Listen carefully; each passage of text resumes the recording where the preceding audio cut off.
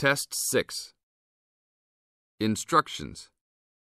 You will hear a number of different recordings, and you will have to answer questions on what you hear.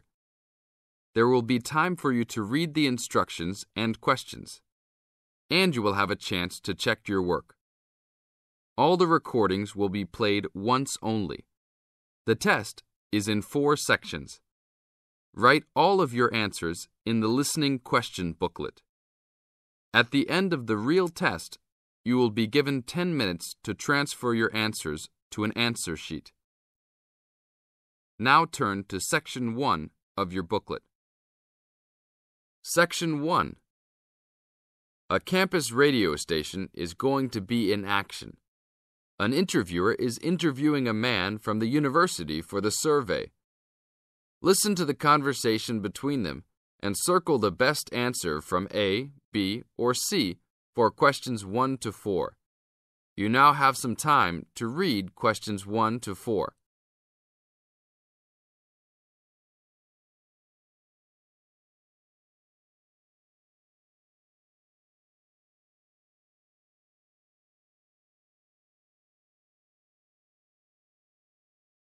You will see there is an example which has been done for you. On this occasion only, the conversation relating to this will be played first. Excuse me, I'm conducting a campus survey. Would you have time to answer a few questions? What's it all about? We're doing some market research for a new campus radio station starting in the next few months. That's okay. Sounds good. Great. I'll just work through this form with you. And if we could start with some personal background information? Sure. Right. If I could have your age, please. 26. Okay, good.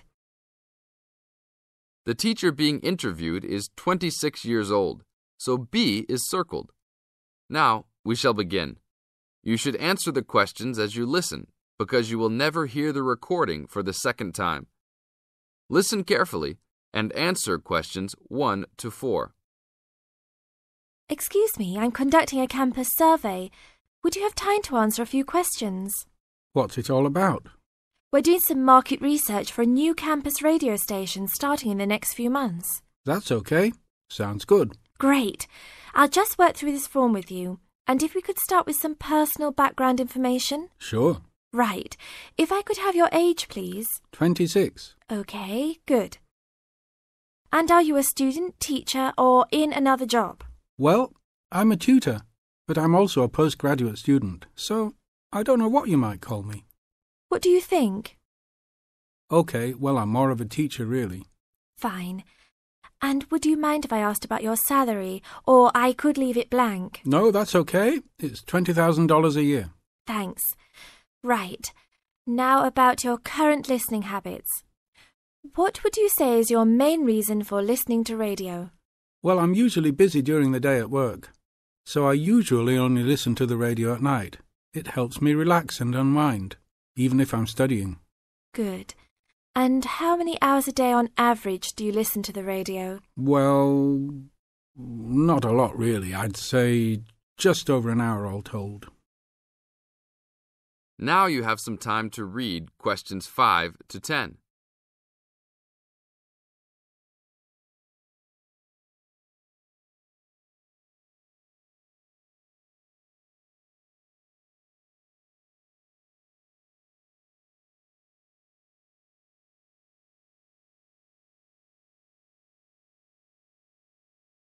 Now listen to the second part of the interview and answer questions 5 to 10.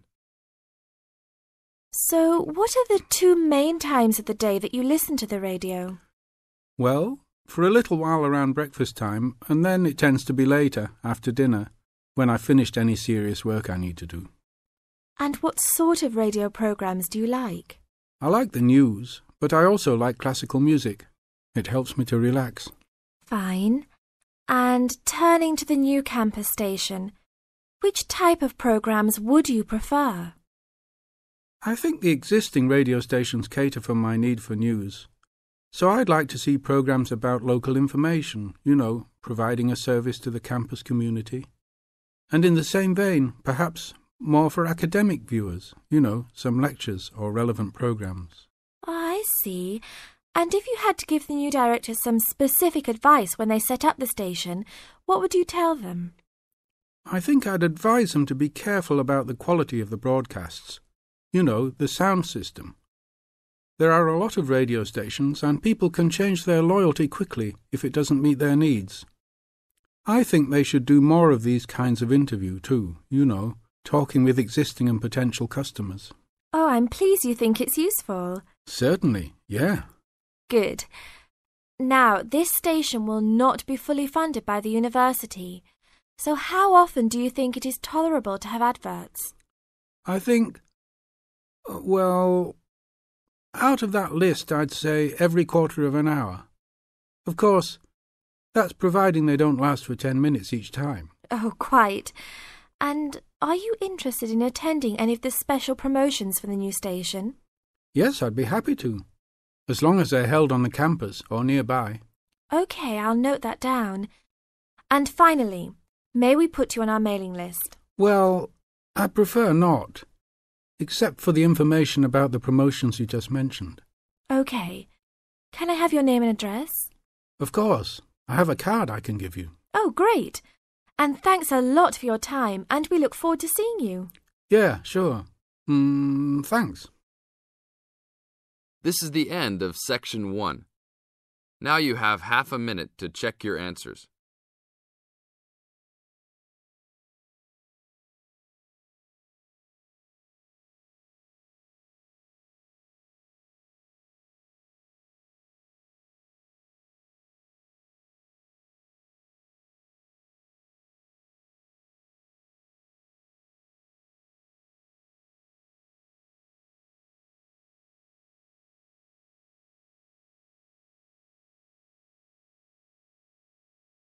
Now turn to Section 2. Section 2. You are going to hear a talk given by Madeline. She is going to introduce the recreational facilities on campus and in town. First, you have some time to look at questions 11 to 20.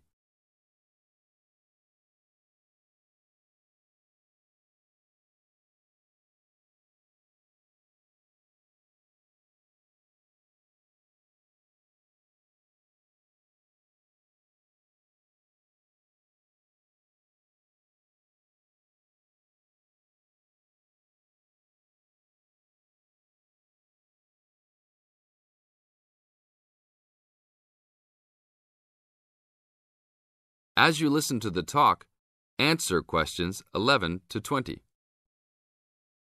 Well, good morning, everybody. My name's Madeline Stewart, and I'm here to tell you about the recreational facilities available on campus, and also to tell you something about what the town has to offer.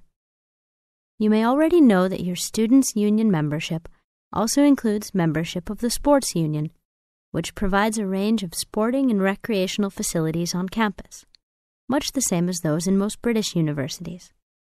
The Sports Union has football, tennis, and cricket teams in local competitions. And really, most sports are catered for in some way on campus, even if they're just social matches. In the building itself, there are fitness classes and a full gym, including weights. The Sports Union can also provide cheap tickets to some major sporting events. And to keep you up to date with everything available, there's a weekly newsletter distributed around the campus. You should check this to find out the names and phone numbers of the contact people for each sport or activity you're interested in. Yes, did you have a question? Yes, apart from what you've just said, does the Sports Union offer individual help in any of its activities, for example, in getting fit and healthy? Yes, we do. The Sports Union has a fitness assessment clinic every Friday, staffed by the resident sports trainer, who can provide advice on the best program for you and refer you to various charts. I'm sure you all realize that for any medical assessment or health problem, you should go to the University Medical Service. The sports trainer can also advise you on a suitable training program using the weights. And now on to Ashbury. For a town of its size, Ashbury has some unusually good leisure and sporting facilities, most of which are near the center of town and easily reached by bus from this campus. There's a new, well, almost new, Olympic-sized swimming pool. That's not quite in the central town area, but it's only a 5-minute walk from the bus stop. Above the pool, there's a high-tech fitness center that any of you more serious fitness lovers would need to check out. Then, in the center of town, there's a sporting complex called the Anderson Center, which contains squash courts and facilities for a number of other indoor sports, such as basketball. And just around the corner from the Anderson Center, in the main street there, is an indoor bowling alley. All of these facilities are listed in the weekly newsletter, so I encourage you all to look through it and... This is the end of Section 2. Now you have half a minute to check your answers.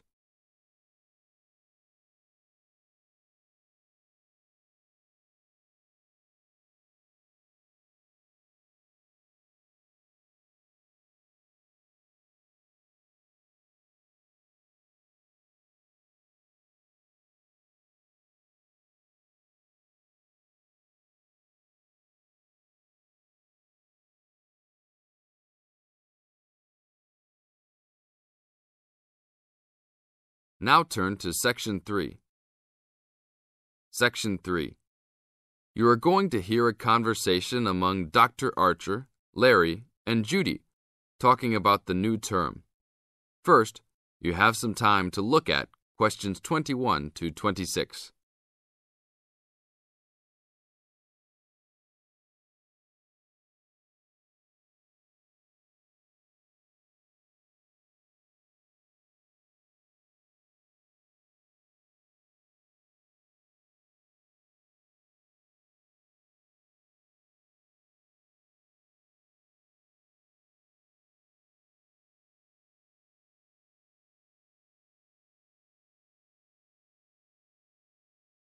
Now listen carefully to the first part of the conversation and complete the notes and table below.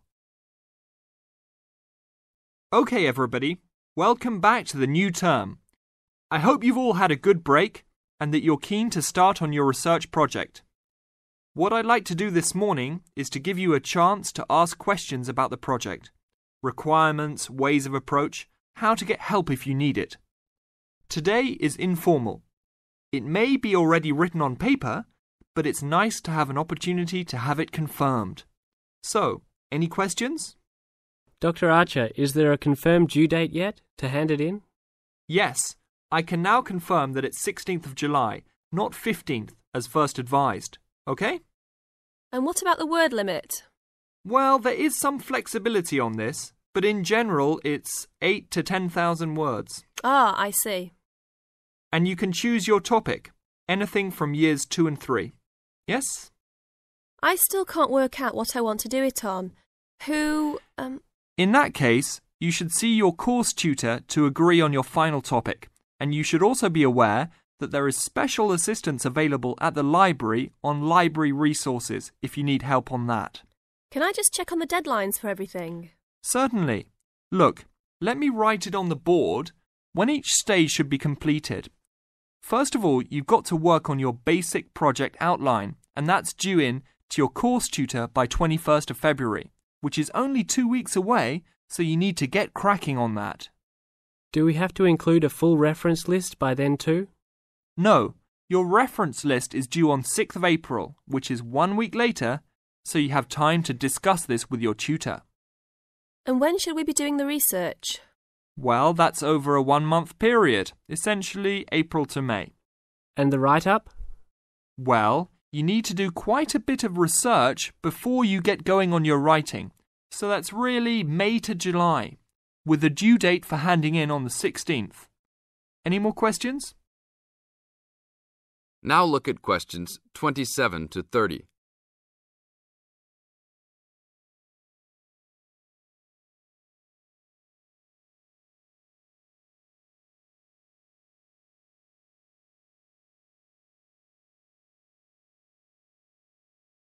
Listen to the second part of the talk and match A, B, or C with questions 27 to 30. Well, sir, just some advice really. It's about the research approach. Would you advise us to use some case studies? Well, Larry, I know these can be difficult to arrange sometimes, but I really feel they are of great benefit in this subject. You can always talk to your tutor if you're having difficulty. Yes? I've looked over some previous research projects that are in the library. Is that a good idea, sir? I heard. OK. I don't think you should go through them in detail, especially at this early stage, or you might end up being influenced by them more than you realise. But yes, it really is about the best guide you can have to what's required to what's expected in this type of project. Sorry, Judy, I butted in on you. That's all right. It's just that I noticed one project was a joint one. They worked together as a pair. Is that a good idea? Yes, I remember that paper. Working in a pair can have some advantages, but to be frank, this is meant to be an individual project, so it's best to work on your own. About using subjects, is it okay if we use family members? Your own relatives? I don't see why not. They probably offer some advantages in terms of availability, although you need to guard against possible effects on your research outcomes. So, you can if you want. Perhaps you should discuss this with your tutor if you plan to use relatives, so you can approach it in the best way. Okay, thanks. Okay then. Well, I hope we've been able to sort out a few things. You're welcome to see me at any time, or drop me a note if you have any more queries. Fine, thanks. This is the end of Section 3. Now you have half a minute to check your answers.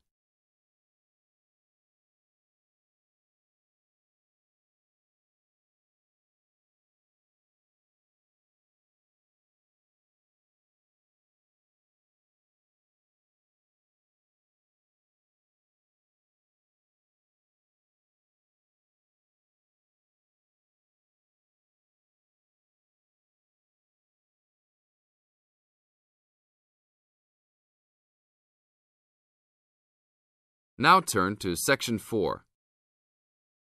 Section 4. You are going to hear a lecture about the geographic information about Australia. You now have some time to read questions 31 to 40.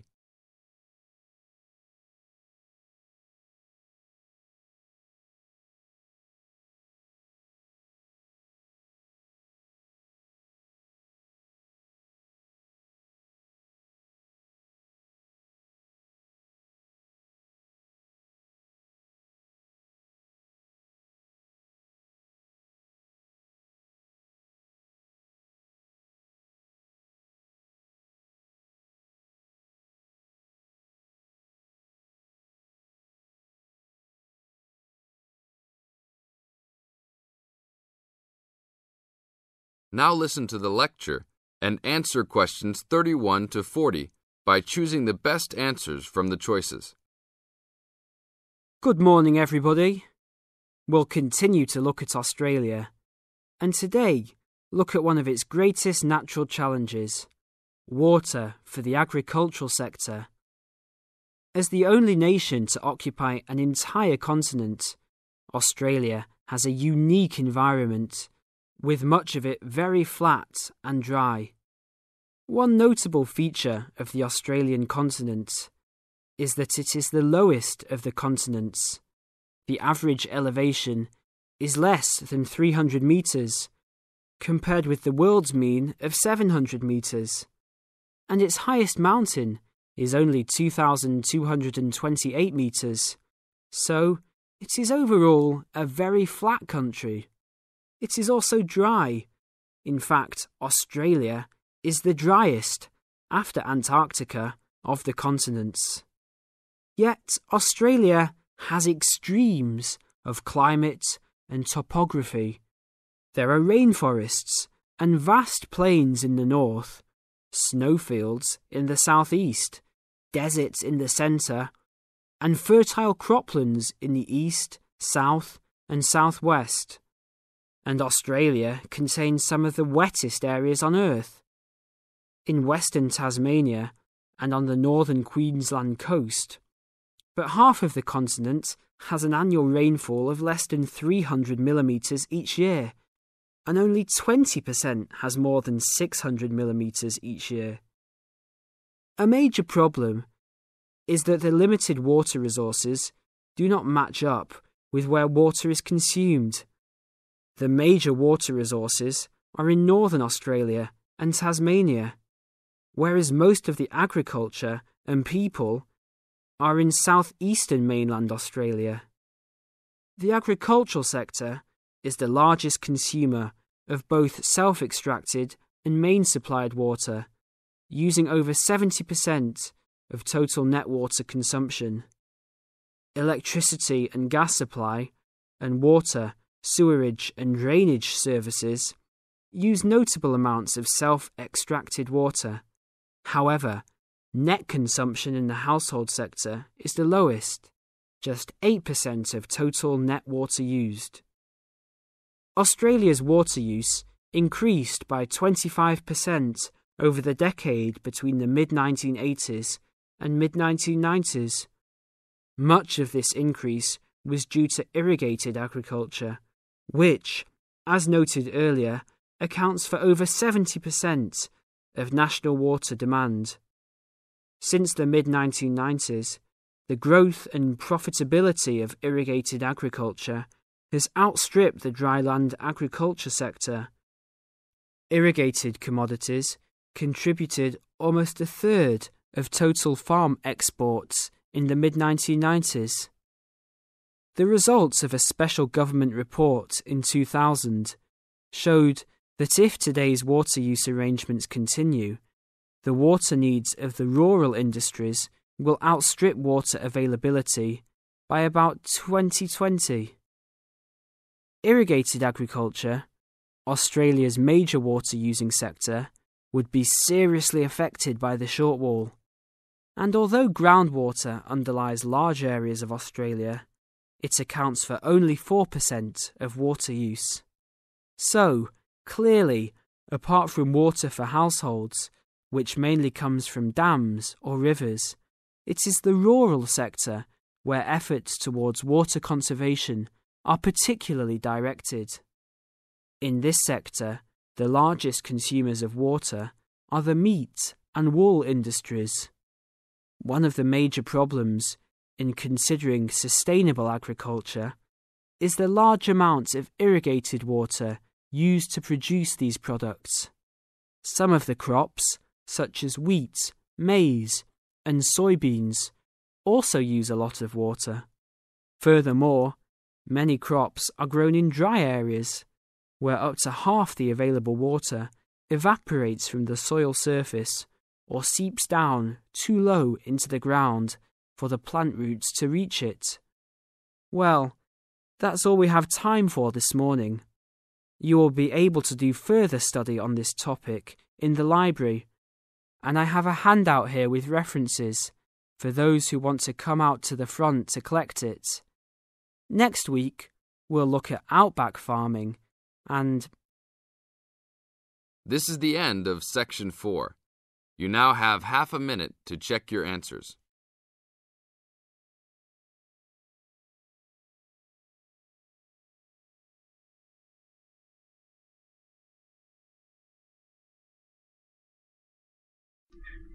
Please subscribe my IELTS tips channel, like and comment my videos.